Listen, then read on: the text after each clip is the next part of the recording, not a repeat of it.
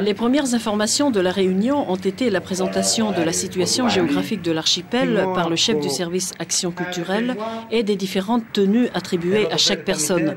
Forte de 120 participants, la délégation est composée en partie d'artisanes, de danseurs, de musiciens et d'accompagnateurs. Ce déplacement affiche un coût total de 42 millions francs CFP.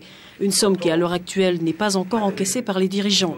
La première priorité des ambassadeurs aujourd'hui est de négocier la tarification du billet d'avion Wallis-Palau. Le premier obstacle qui se présente à nous aujourd'hui est celui des finances. Chaque membre de la délégation a été informé dès le départ des difficultés financières du territoire, donc on est encore là à trouver des solutions. Et malgré ces problèmes d'argent, nous continuons nos discussions avec les responsables d'Aircalin. Notre souhait est qu'ils revoient encore à la baisse ces tarifs. À titre d'exemple, l'agence nous propose un peu plus de 400 000 francs CFP, l'aller-retour Wallis-Palau-Wallis. Un accord de principe pour une révision des prix nous a été donné, mais sans plus. On continue donc à négocier, car nous voulons que les 120 personnes de la délégation fassent tous le déplacement.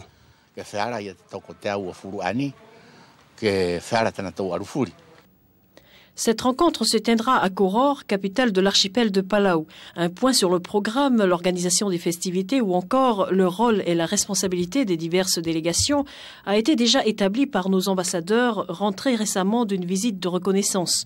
Pour le 9e festival, Palau accueillera 27 délégations sous le signe du Pacifique qui change, mais dans l'essence ancestrale et préservée grâce à la sagesse et à la persévérance des anciens.